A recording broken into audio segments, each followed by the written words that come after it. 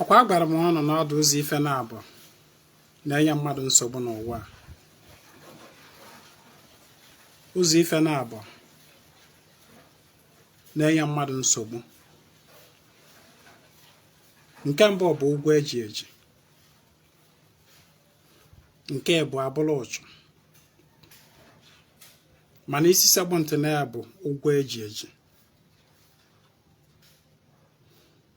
Ọtụtụ ndị mmadụ nọ na-ajụ m since tata ajụjụ gbasara amosu, witchcraft, how to tackle it. Mana ọnụ mana Ezinwa anaghị eche ka ọtụtụ ndị mmadụ. The way of Ezinwa Anaedo is quite different from the way of many dibias. My ideology, my thinking, the way too different from that of a whole lot of other dibias. Nwanne, eche takula amosu. Malugodu na number 1. Amosu bụkwanụ mmụọ okike kere na-alụ ọrụ enyere ya. Amosu bụ mmụọ law enforcement agents na-alụrụ Chukwu okike ọrụ. Agba m na ideology Ezinwa dị iche na nke ndị ọzọ. Just gee ntị ka ihe m na-ekwu. Amosu bụ gịnị? Mmụọ Chukwu kere na-alụ ọrụ based on ọrụ enyere ya, maka na ihe niile nọ n'ụwa nwere ife ọ na-alụ. Ndị amosu bụ law enforcement agents. Ọwụ ndị ahụ Chukwu okike na-ezipụ ka ha jee gbaa ụgwọ. Ị mara otu ahụ o si wee bụrụ na ọ bụrụ na ịkwụghọ NEPA bill gị, ndị NEPA ezipụ some people from office abịa na be kọtụ ọkụ gị. Ịghọtago ihe m na-ekwu? Ị mara otu ahụ o si wee bụrụ na ịda iwu n'obodo, ndị polisi abịa mee gị arrest. Ụfọdụ atụọ gị nga, ị gaa prison, Abuja court ekpewe ikpe, adrag ya gị, ọma ndị comfortable n'ahụ. Mana otu a ka ndị amosu dị, otu a ka amosu dị. Ị na-aghọta ihe m na-ekwu? Ihe ahụ idea Ezinwa Anaedo. And it follows na ọ bụrụ na ị chọọ ka amosu kwụsị inye gị nsogbu, nke mbụ ka ọ faa alụfụ na imetala ife bụ ịda iwu mmụọ. Kedu ihe bụ iwu mmụọ ahụ? Ejikwa n'ụgwọ. Nwanne, ejikwa n'ụgwọ na mmụọ ma ọ bụ na mmadụ. Akọwa ọ bụrụ niile so m ị ga-aghọta ihe gbasara dịsi iji ụgwọ na-ekwu. Iji ụgwọ abụrụkwa na gị na mmadụ mee biznes ijide ya ụgwọ. Iji ụgwọ abụrụkwa na ije na mmụọ jekpe mkpa imeghozi mkpa ikpe na mmụọ. Ndị a niile esokekwana ya, but they are not actually the only. Ihe ọbụla nọ n'ụwa, you pay for everything. And when you don't pay for any, you have given amosu the loophole to strike. Ị na-aghọta ihe m na-ekwu? Na-abịa, enwere some human persons na operate kwa. How do I say it? There were some human persons just gbalo onwe ha wicked, and they are working in similarity with amosu. Mana ndị ahụ bụ, I don't see them as witchcraft, as anyway, we can buy witchcraft maka oyibo ka asọ. But if for those people, those human beings that naturally they are wicked and they are making use of diabolical powers and all that to manipulate people and torment people, Adama afụfa asị amosu. They are not amosu. They are just naturally wicked. They are just wicked human beings. They are not amosu really, because amosu na-alụlụ okike ọlụ ịkwụla anụ ụgwọ ahụ iji ọha gị. Mana ifuru those human beings, their own is quite different. Mana ana m agwa gị, what those human beings do is that they torment you still through ụgwọ iji eji. Ekwuru m sị, if you do not attract it, it cannot happen to you. Ọ bụrụ na ị dịrọ in debt, ọ bụrụ na o nwere loophole dị na ndụ gị, there is no way even those human beings can have any access to you. Ọ bụrụ na ijighị ụgwọ, those human beings that despite their wickedness and whatever they do, fa ga-emekọrịchakwa, fa wakụ fecha ọdala awọ, o nwere ife fa ga-emetenwu gị. Ị na-aghọta ihe m na-ekwu? So what they now do is that to get at you, ife fa ga-eme bụ na ha ga-eme gị ịdị in debt. Just they will set traps, because they know that they can't actually harm you or hurt you or get at you or do anything to you unless you are indebted to the divine justice. Enwere principle na-achị ụwa ada ama, and every human and every spirit is subject to those principles. So what they would now do is that they will set traps for you to fall into debt. They will set traps for you to fall into spiritual debt, so that they will now find loophole into you. Those spiritual debt that they will now get you into. Number one, ọ bụrụ na chi gị na ọkwụ na-agụụ, if that energy that fuels your existence is short supply of energy, they themselves, those wicked people, will come to that your chi and feed your chi. When they feed your chi, when they are doing this, you are not aware. You're not aware. They will contract your chi, they will feed your chi. When they now feed your chi and your chi accept the food and eat, your chi have automatically gotten into debt with that feeding.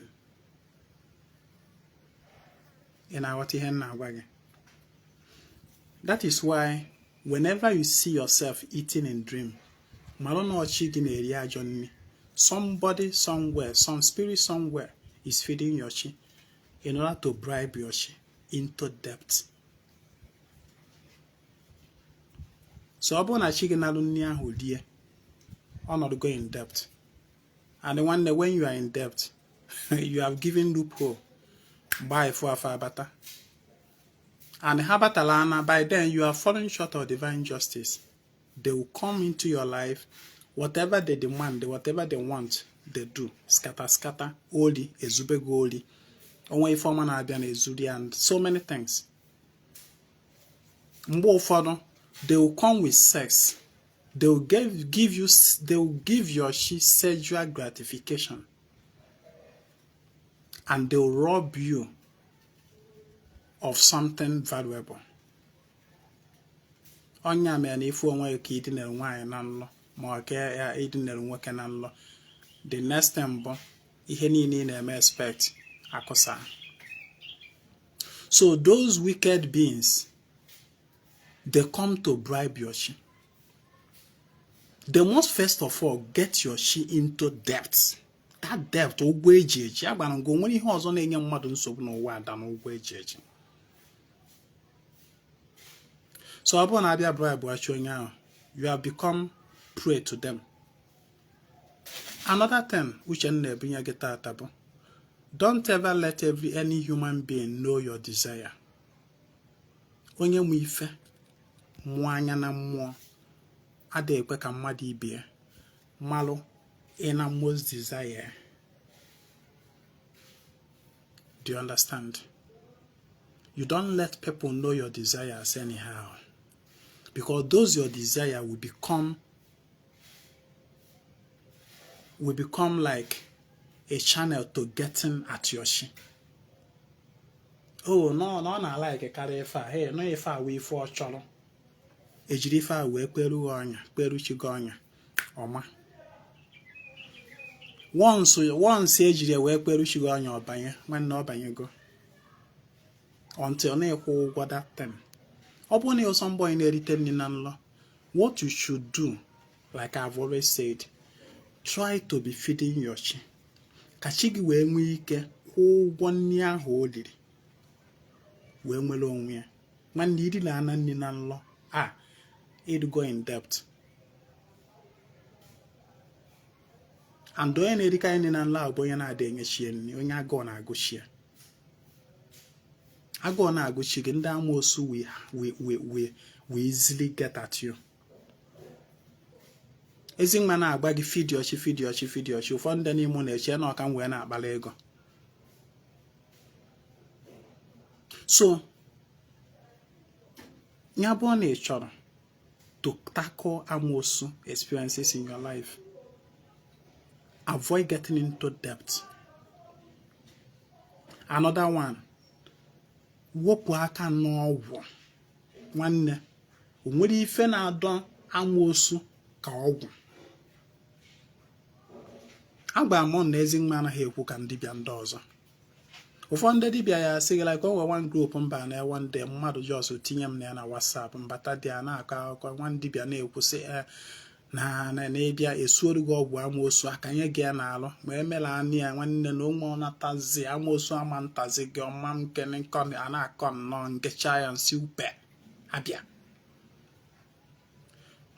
Listen, the day ị gara ka dibịa gwọọrụ gị ọgwụ amosu, that is the day you assemble under amosu on your matter.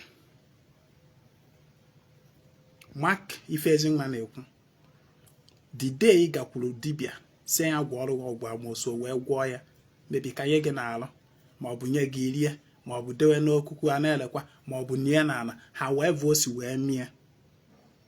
Mbọsị ahụ ka ị setụlụ onwe gị up for ndị amosu. Because ndị amosu ya afụzi, it's just like preparing a ground for them and watering the ground for them to come and plant themselves and be germinating in your life. That is what that ọgwụ is. They will come and seize that ọgwụ and use it to be working against you.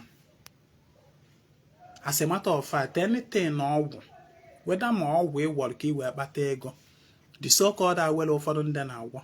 Nwanne mana mmadụ ya agwọ nwee ike ịgwọcha awele. At the end, ndị amosu will come and possess that ọgwụ. Turn warịa ya. Ọgwụ a na-alụzi the opposite. Ọgwụ virus. Onu ya echeta mbọsị nyere nkụzi. Onu ya echeta. Dadị mgbara ọnụ na ọ bụla ịdọ mmụọ bụ isi. Yes, I spoke about it. Maka ndị na-ekwu okwu adọkwachi, adọ agwụ, adọ nke bụlọ dibịa na-adọkasị mmụọ.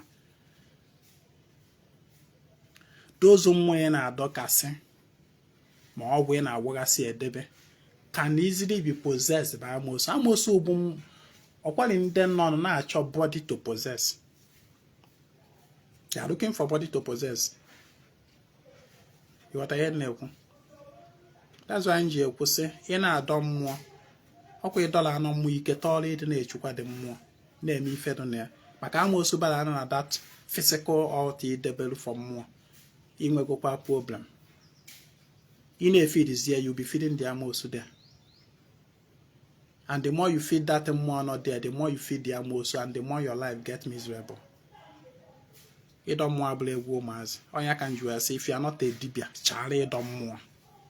Even a dochi. If you are not a dibia, that Charlie dochi, say a dochi no be see a debe. All I can do is about Oku Anashi today. It will be even better for you to just institute an Oku Anashi, plant your grace no hadia, or no niru anyanwụ, just in an open space. All I can do it will just be a natural energy disseminating channel for you.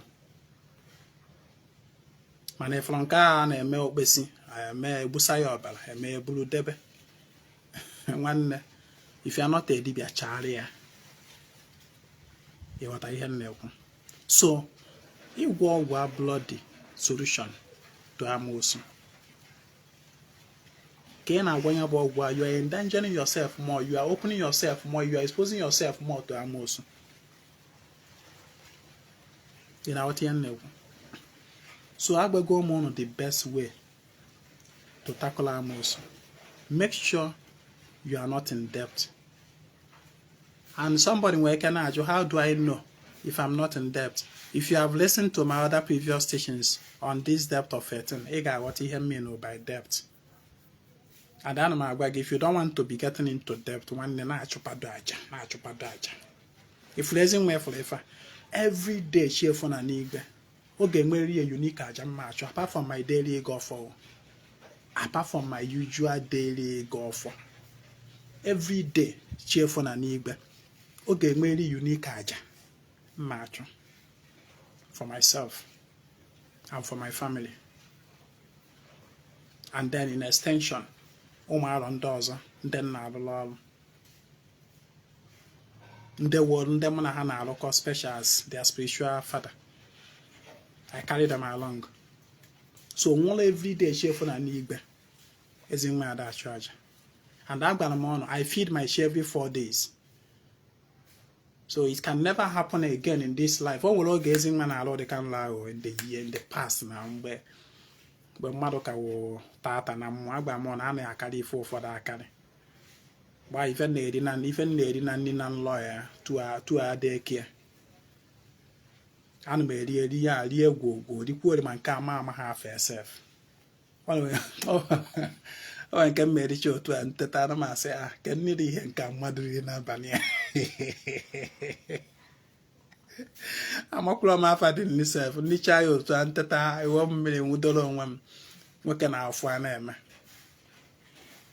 ịghọta but kịta ha Ezinwa agba kịta anọ ka na-eri na nlọ ya abịa maya ọla si ya teta n'ụla akarịgoro m that level. Nwata ife ya emezi kịta anụ asị na Ezinwa na chi ya dị debt of who? Of what? Ma ọ na o ji wee dị na nlọ ma o ji wee meses na nlọ odozu nlọ anụ wote n'aka nlọ dị ya far back not anymore. Agba m ọnụ mmadụ na odogwu na-akarị ife ịghọta ihe na-ekwu. Nwanne chụba aja is the only way out of amosu issues, witchcraft. And then me say some people no na ajụ m na mbọ say o ji wee bụrụ na nwaanyị amosu nọ na their family nke nwa nọ na ebe fa na-azụ afịa nke nwa na-akọghasị na-akọ nwanne ifru that nwaanyị amosu ifru that nwoke amosu onweghị any power against you if you are not in any debt. Ọ bụrụ na ị nọghị in any debt, onye a na-emegodi ihe niile ọ na-eme ọ ga-ejikwa isi ya na-eburu ya ozugbo o mekọtakwazi ọfụ na ife ya na-eme gị na onwe ya ka ya na-eme ọ gbanwe nkịta ọ hapụzie gị maka na-ebi ife dụka ife na-adọta ife. Magnet attract iron attract magnet ọ dụka ọ dụgbasa ọ dụka ọ dịgolo ma amosu afụ anything that will attract it in your life ọ bịa ọ na-agala onwe mana ọ bụrụ na ahụ gị jupụta n'ihe gbasatara amosu ife dị amosu na-eri amosu nwere ike na-agafe n'ụzọ ebe ni ọnụchata igbo ọ hapụkwazi ebe ọ na-eje ọbata bew ọkwa amosu na-agara onwe ya ọbata bew maka na o nwere something in you that attracts the amosu. So make sure there is nothing in you that will attract amosu at all. Na-agala onwe ka amosu na-agala onwe ya ịghọta ihe na-ekwu. Ekenekwa ya mụ na ebe aka m ekwudebe agba m na nghọta Ezinwa dị iche na nke ndị ọzọ. O nwekwara onye dibịa ihe ejekwu kịta maka ajụ anụ abịa karịzie na mbọs nsị ka nsa generally so that everybody will hear ka nsa ya generally. Ọkwa ndị dibịa ihe ejekwu for this same question ife ọ ya agba gị bụ ha na gị weta ego weta 500,000 ka agwọ ọrụ gị ndagbu amosu agwọchacha ya abịa nye ya na bel na onwe ọzọ amosu ọzọ ya cross nụ nwanne ịnwa ya anwa that day ka elụrụ amosu na enu na bewu fire bịa bido n'ụlọ elụrụ fa ndị dibịa ya agba ife anụ ọsị ha datụ nwaanyị amosu na ife a ga-eme ọ na-aga egbu ya na gị weta ife ka egbuo ya nke nwe ibe nwanne ibido plan wot ya esu egbu mmadụ nwanne igbula ana mmadụ bam ịdịgo more highly indebted asịm ife amosu ga-emezi gị ama ndị adị ọkwa amosu wee front and back left and right ka a ga na-apịazi gị chukwu na onwe ege rere izukwu amosu ndị nke sef wee pịagodo ụtarị kana ọ na-ama na chukwu nwere amosu agba ama ọnụ na amosu bụ mmụọ na-ejeru chukwu ozi the original amosu Ezinwa Anaedo bụ mmụọ na-ejeru chukwu ozi na-alụ ọrụ n'ụdị nke ya na ife niile chukwu kelee ka o nyere fa ọrụ na dabem division of labor amosu na-arụ nke o ketere and n'ihi jide asị na ọkpara nkwa ahụ siri mgbele bịara ya ọrụ ma ya agba nkwa ọrụ mgbele ama bịara ya ọrụ that is amosu chukwu. And the one thing you must avoid is for this thought of ibulu n'obi that na somebody you now point at somebody this person no one amosu no ya na atama amosu nwanne dismiss such thought. I am telling you, dismiss such thought because you will be hurting yourself the more. Stop paying attention to if onye ọzọ na-eme. It's just like when we handled yesterday gbasatara selfish prayer. Na mmadụ ya nọ na-ekpe ekpere chukwu ekenekwana nke na mụ dị ndụ na moto mbara tata nwere accident mmadụ niile nọ na nwụọ ọsụsọ mmụọ pụtara. What kind of prayer is that?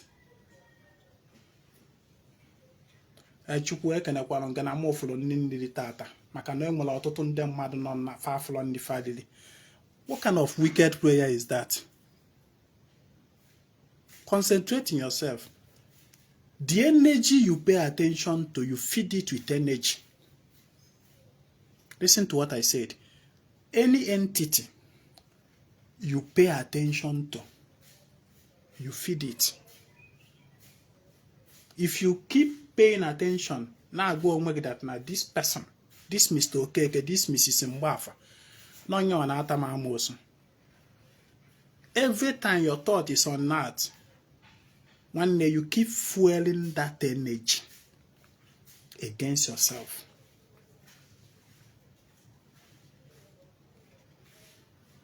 The best way to dismiss an energy, unwanted energy, just turn your back against it. Don't give it attention. Don't think about it. Don't give it attention. As you go to only knowing I know amosu can we be man one insofar manner. You are not indebted in any way. Each bagodu bonya when you get a hanger about the young bunya, the shy of more of Malacha CFL. You say thank you, and your milky way good dear, when you're medical, and I got on waggy. You know if you do you chish, you know if you do you anything. You got a but instantly you start avoiding that person. Instantly you start seeing that person as an evil.